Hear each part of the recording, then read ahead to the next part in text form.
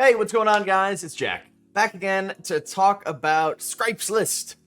Scripe put together, of course, the GM of Echo, put together a list of things that he thought would make the game better. So I wanted to kind of go over it, talk about it myself, go over the list, what really resonates with me, what really speaks out to me, what I disagree with, and overall what I think would actually help out WoW quite a bit. Okay?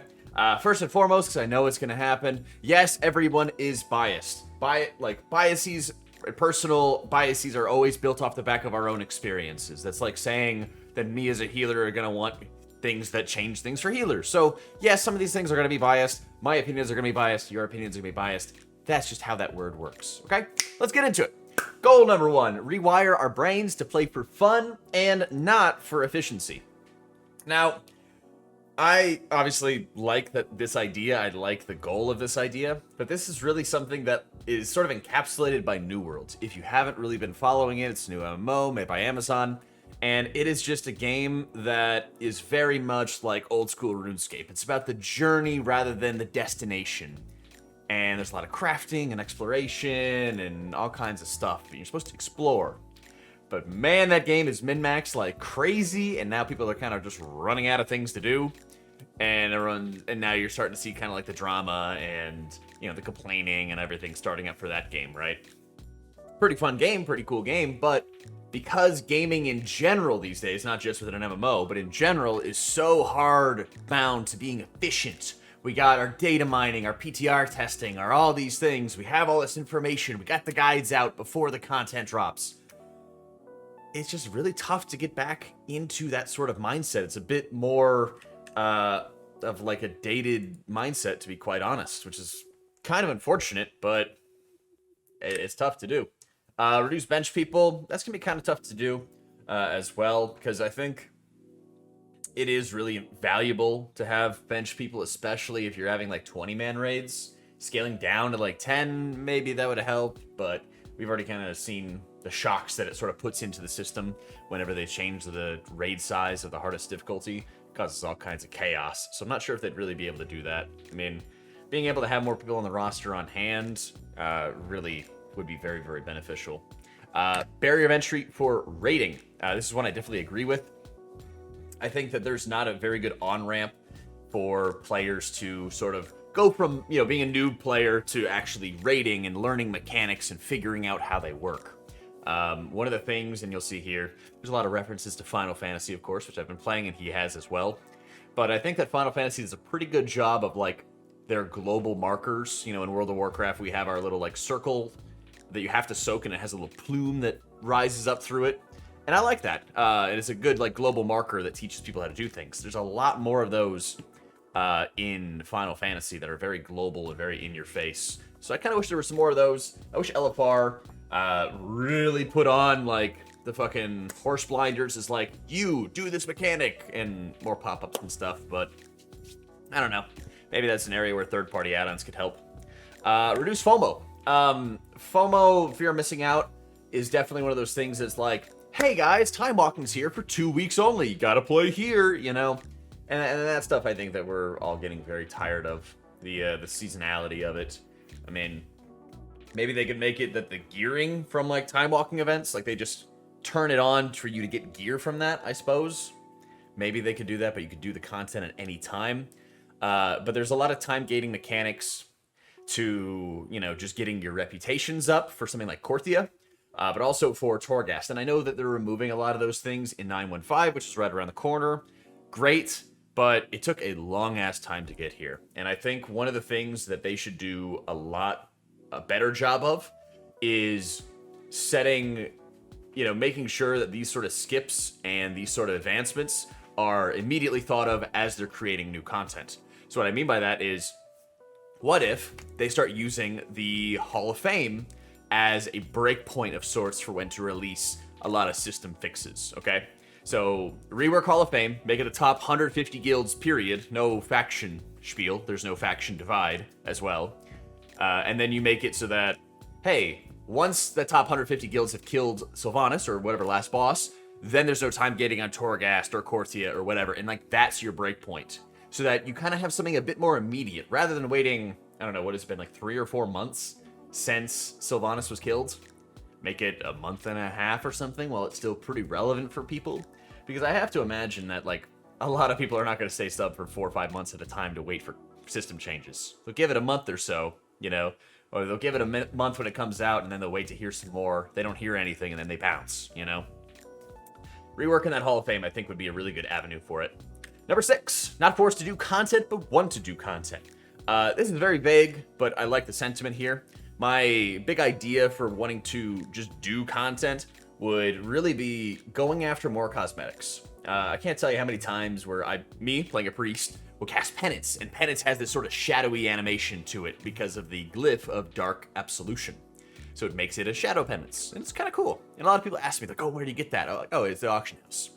Why don't they add more of these? Like, I can't remember the last time that they actually added more spell animations. You know, why aren't we reusing spell animations that we're never going to see again? What about essences? You know, the big Kamehameha focusing iris? Why don't we make that an I-beam, you know? Why aren't we, having something with, like, Blood Drinker, right, from Death Knights, where they're sucking the blood out of a target? Why don't we making that some shadowy difference, right? Why don't we do some different things like that? What about our Covenant abilities after this expansion, right? Those are probably just gonna go away, and are we really gonna reuse them? I mean, I hope so. Let's unlock Darkmoon Faire and not make it only 1 week a year, or 1 week a month, excuse me. And have Darkmoon Faire, world events, all these different things going on throughout the year that will allow you to be able to unlock these essences, which then turn into glyphs for our spells, right? You know, the big meatballs that we're lobbing as Kyrian priests, why can't that become a Solace animation or a Penance animation, you know? Why don't we actually have these kind of things? Maybe there'd be a bit of FOMO with it, and, you know, we'll leave it up to you guys if it'd be better to be temporary events, but having old, unused spell animations and have them being able to be unlocked later on for players would be great, because then it just has a desire for you to go do the Darkmoon Faire, even though you haven't done it in ages, right? It can kind of bring to life some old reputations and old world events that people don't really do. I think that'd be great.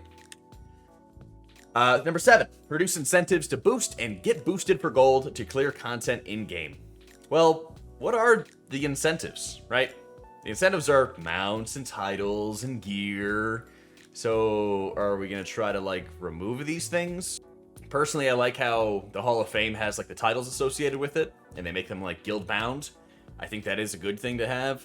But honestly, because I think there's a poor on-ramp to get people into raiding, and people are obsessing over AOTC achievements and item level and things like that, there's not really, like, a great way to be able to prove somebody has the skills themselves to get into content, so they replace it with the boosts, right? I feel like a lot of hardcore players like myself and like Scripe, like, if there was no boosting, I do not want to pick flowers this late into an expansion. Like, early on, first week or two, I'm like, cool, but trust me, man, after a while, that shit gets old for making gold, especially for an entire guild.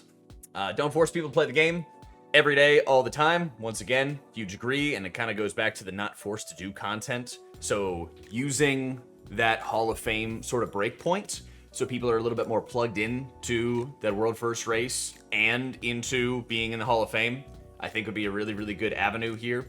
And I think that sort of unlocking those floodgates early and doing it every single tier would be really beneficial. Because, for example, when it comes to Soul Cinders, you need, like, 4 or 5 weeks worth of Soul Cinders to make a rank 6 legendary. Okay?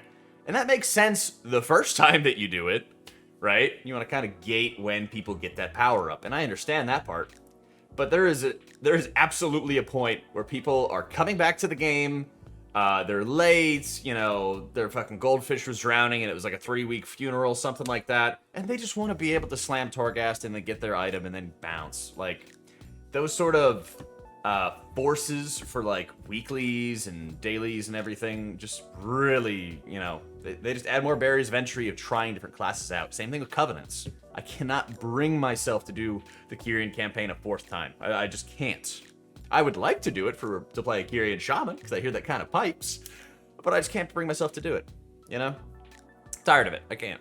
So I'm waiting till 915 to do it, but man, they could have been rolling these things out earlier, and I feel like not having some sort of plan in advance to really quickly unlock those floodgates really led to some problems. Number 10. Oh my god, no PTR. Hard but huge value. Really? I beg. Please no. Okay, I get it. You know, the blind rating and blind learning of content and everything would be awesome from like a world first perspective, but god, I really do not think it's gonna work out well for the game. Like, Blizzard already has an internal team of like raid testers who are former world first raiders, which is great, you know. But let me tell you, they're not gonna catch everything, you know. They're really just not gonna catch everything compared to world first raiders, you know, doing everything they can to min-max mechanics. But then there's also thousands of guilds of just, you know, gamers who want to try some weird shit on PTR, and they're throwing snowballs at each other and somehow breaking mechanics. And that has a lot of value, right? That has a lot of value from two angles. So the raid content, I think, would be a lot worse, and maybe it'd be way more simple if we didn't have a PTR. And honestly, I think we need more PTR. I think the project management, or whatever you really want to call it, when it comes to PTR testing, is actually really poor. There's been multiple examples of this. One of them is, most recently, Shards of Domination were not released on the public test realm until after all raid testing was over. Okay? They were not available, and they were a primary function of the raid tier. We didn't know about acquisition. We didn't know about like how the bonuses were going to be working. We didn't know how all the shards were going to be leveled and upgraded, and how strong the bonuses were going to be until like basically the last second, where we grab them from a vendor and we drop a turnip down in the maw and we start hitting it. And so then that leads to knee-jerk corrections and reactions, where they say, hey, like, I know, guys, I know that you just spent all this time upgrading your Unholy Essence, or your Unholy bonus, but now we're going to nerf it. Oh, wait, JK, we're not going to nerf it. We're going to buff everything else. But that also means that you need to use your Embers for something else, and sorry you wasted your time.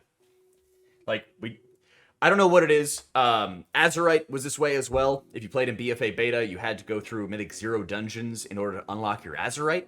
That was very stupid. I don't know why they did that.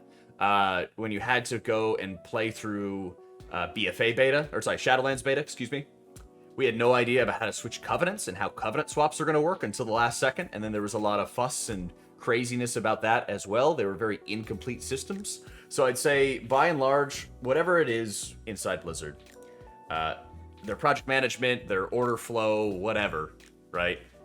It needs to be corrected in a very major way. Because there's a lot of primary systems that are making it into the end of PTR. Whether they're, you know, just not working on them at the right times, or somebody's late with their work, or what. But we have Torghast at the very beginning of beta for Shadowlands, and it went through multiple different changes constantly. And it still received a lot of changes, and in my opinion, it improved from originally where it was at. Although the systems that they put in place to lock you around it didn't get tested a lot, and then it felt bad to do, right? So that's the thing to me, is they like spend a lot of time on that gameplay aspect of it, and then systems are just kind of pushed off to the side. And that feels really poor. Number 11, enable all specs. Random systems like artifact weapons, Azerite, Covenant should not block you from playing other specs. Huge agree, couldn't agree more. I think this should always be like a primary thought from their design systems. I mean, we all really have a lot of nostalgia and love for Legion, but it was terrible. I mean, ask any mage who played in Legion, right? They had to very specifically decide, just like in Shadowlands, what spec was going to be best, what spec they were going to play at the very beginning of the expansion. They better hope that they guess correctly, because it's a lot of investment.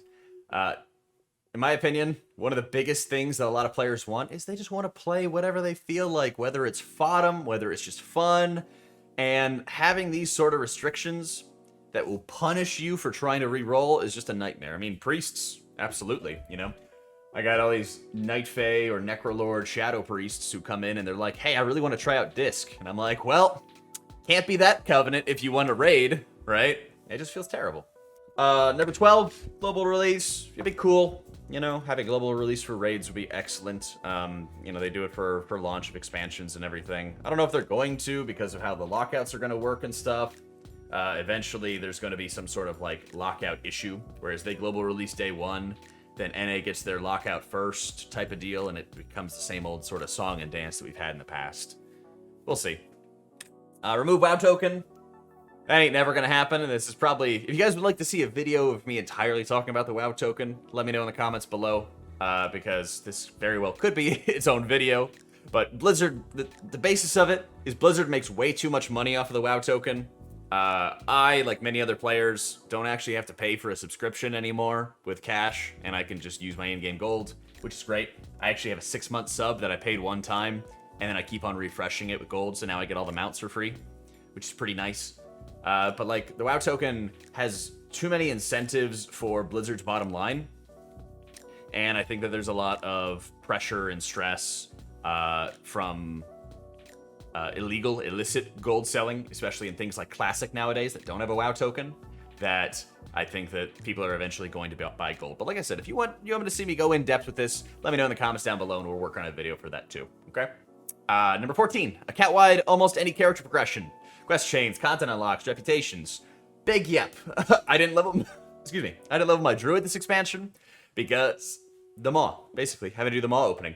Once again, alt progression seems to be an afterthought. But what do people really want to do to extend their longevity in this game? They want to play alts. What do you do in Diablo or PoE? You make other alts after you kind of get where you're comfortable with your other build, right? You know, people like being able to try out different builds and play styles, and Shadowlands is honestly kind of rich in that. There's a lot of different things that you can do with classes and specs, but it's incredibly punishing to even try these things out. So are people going to do it? Absolutely not. They're just not going to. And then people are going to be bored, right? Some of the things that I really like doing in the 14 months of Siege of Orgrimmar is I geared up a lot of characters. I had Hunter, Death Knight, Priest, Paladin, and Rogue. Weird amount of classes for me, right? All those guys had challenge mode golds. All those guys had best in slot Siege of Orgrimmar gear. I had a blast. I just had a fun time playing a variety of specs. It was cool. Can you do that now? Not without a whole bunch of work. Ugh. Number 15. No item should have proccing sockets and tertiaries. If an item could have a socket, it should always have a socket. Yeah, I agree with this. There's like a nice bit of appeal having that item proc leech and whatever. But I gotta tell you, for high power level differences like necks and rings, I'm very sick of it.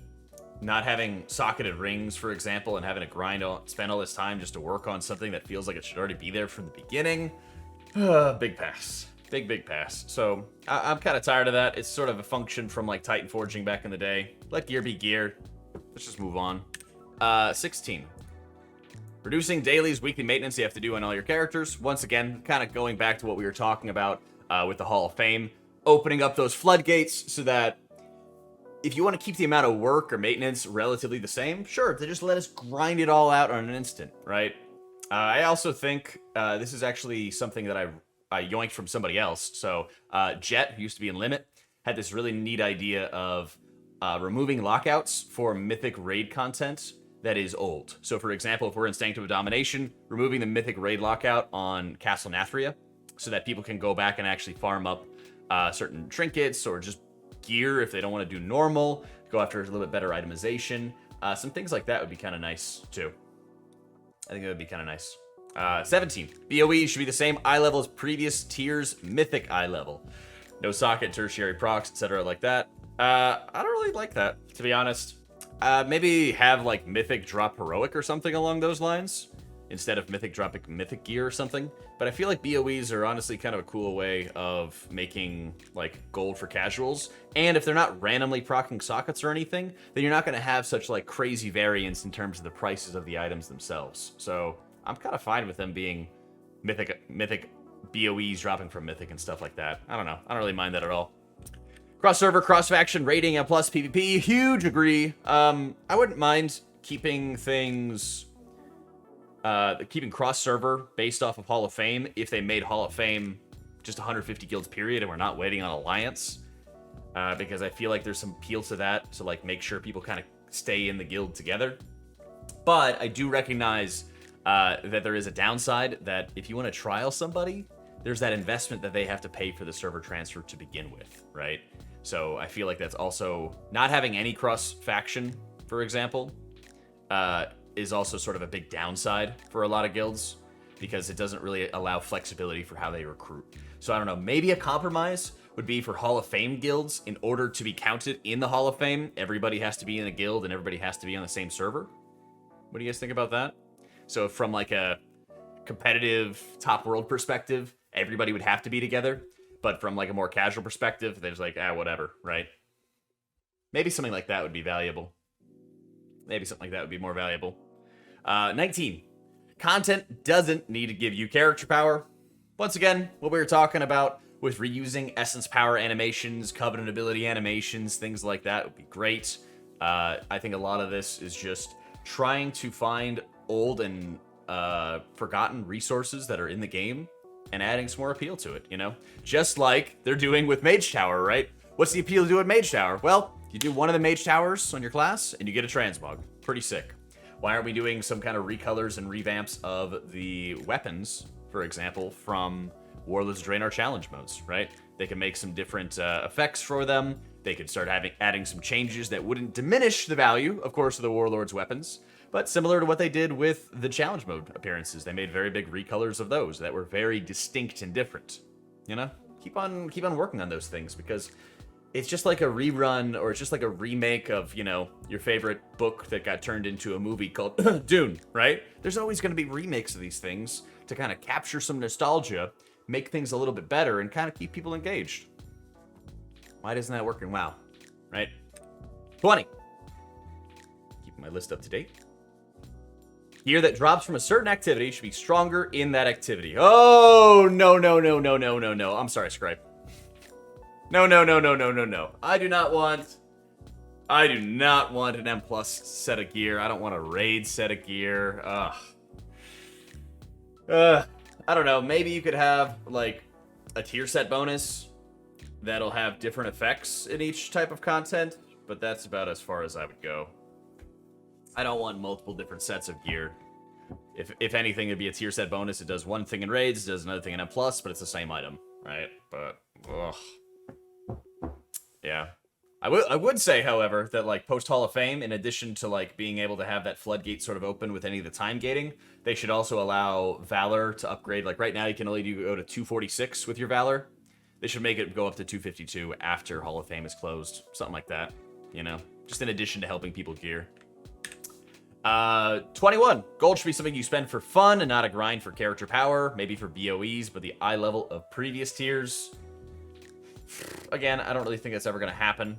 I do think that, like, this is very much, you know, from his perspective, insanely important. It's kind of important for my guild as well to be stocking up on gold, spending it for people to be able to trade different items as you start going into, like, the new raid tiers and everything like that. But it's kind of like a power creep game that really heavily affects a very specific demographic of WoW players that, you know, the end, people are going to want to be able to substitute their gold for advantages, just like people substitute their money in real life for advantages. I want to get first class tickets. I want to go see the movie right when it comes out, whatever it is, right? It's just going to be kind of like a factor of life. I don't know. Legendary items should feel legendary, rare, hard to get. Honestly, we've gone through about every single LEGO variation that you possibly could. You had it where only certain classes got it. You had it where everybody got it, and it was like a, you know, over the course of the entire expansion, you built your way up towards it. We had them be random drops. We had them be purchased with currencies. We had them, you know, where it's very deterministic. I think we're in a pretty solid scenario with legendaries at the moment. But I would prefer, obviously, Torghast being non-time gated after a certain point, which now they're finally doing. But keep in mind, they're probably going to add another currency in 9.2, knowing them. And honestly, I think this legendary version's okay. Like, I feel like people want to get a legendary, and I feel like using legendaries as a way to increase power is generally pretty good, because they want people to engage with the systems themselves. Things like Torghast, they want people to do. So that's sort of the avenue instead of making it a talent. We'll see. Jumping puzzles. Yeah, I mean, playing Leap of Faith in Golden Saucer in Final Fantasy is very fun. I think that this is just an easy thing that they could work on for the Darkmoon Faire, because the Darkmoon Faire has been around for a long time, but the last thing that they added was a roller coaster, which is kind of cool the first couple times, but, like, I don't know. I haven't gone to the Darkmoon Faire probably since they released that. Jumping puzzles, more games, more fun things, open Darkmoon Faire year-round, add spell animations from Darkmoon Faire, the works. Do it up, dude. 25. Class design. Less systems of the game that feel more important. Yeah, things like conduits and even parts of the soulbinds, like large parts of the soulbinds. I think that they could just truncate that, collapse it a lot more, and just make it more impactful. There's no real need, I think, for having 3 different soulbinds all the time. I don't think conduits add a lot. I think conduits would just be better to have as like passives that you're naturally unlocking as you level, or things that are added into the talent tree. But even a lot of those things are like plus 1%, plus 5% here and there, and that's about it, right? Kind of whatever. Work on the class and spec instead of external systems like Soulbind's Covenants, is what he's talking about. Like I said, I imagine there's going to be some amount of borrowed power every single expansion, because they're always going to kind of take it away and add new stuff that goes alongside of it. But I do think that it's one of those things they should look at like a less is more, because they do keep on tacking on new stuff, and it's just a mess. All right, Spice, number 29. World events, special occasions. Already kind of talked about that. 30, world first, some sort of announcement, events being triggered by it. Yeah, that'd be pretty cool. Something like the Blue Dragon flight in Org, or I think it's killing Nefarian or Neltharian. I think it's Nefarian, where we have like the head get put on a spike in Orgrimmar. Things like that would be cool. Citizens of Dalrad, raise your glow sticks to the sky. You know, yeah, absolutely. Those things would be great. Rating and plus tournaments, definitely more glory. We do have the banners for MDI that are getting released, so everybody who participates in the time trials will get those banners. Pretty sick. We like those things a lot. Final Fantasy boss transitions. Man, we kind of have that for Sylvanas, and I hate that. Those things are like non-skippable in Final Fantasy raids too, so if you're trying to farm it, it gets old really quickly. Seeing Hades, spoiler alert, seeing Hades be like, this is my final form, you can't stop me. Whee! You know, I'm like, chill after like the 10th time. Right? Rating and Heroic and Mythic should release at the same time. I don't really agree with this at all. Sorry. I think it's fine having sort of like a cadence of like, everybody do this. Okay, you got a little time to break. All right, everybody do this. I think it's more of a perspective for him of like not wanting to do splits. You know, same thing here. Heroic loot, barely an upgrade. I think people really rely on a lot of heroic loot, and having it be a big upgrade is important. I think this is just, again, sort of perspective of World First Raider stuffs. Remove boss mechanics from the dungeon journal. I really hate that Final Fantasy doesn't have a dungeon journal. I don't like that the answer for everybody is to just go to third-party resources. And I say everybody because it's basically everybody outside of World First Raiders, you know? Having to always go to third-party resources for the casual players or players like myself who are killing it on the heels of those World First guilds, right? It's like, whatever, you know? I would actually prefer to be able to have something in-game I could look at. Boss is more of a skill, a tactic check than a gear check. Goal is to remove split runs. Again, split runs is a problem that only impacts a very slim portion of players. Forcing, you know, more casual guilds to get more gear or to skill up in terms of their damage, I think is important, you know? People shouldn't just be able to be dancing all over and successfully do the mechanics and then they kill the boss, right? 20 minutes later. You do need to have those sort of checks and balances and everything like that, right? 39 should take a player 8 to 9 clears the raid to get full bis. Introduce token drops if not. I like this. This is something Final Fantasy does. We're getting into a theme, if you haven't noticed. Wherever you kill the boss, you get like a book. And then you can turn in multiple books to be able to buy the item that you want if you don't get it. I like that. I kind of like that more than having a random weekly vault. I think it just takes away that RNG that Blizzard loves. So I don't know if they're going to do it or not, but that would be my preference. Instead of having a vault, I'd rather just have that book progression. 40. Full CD reset after wipes, respawn in front of bosses. Sure.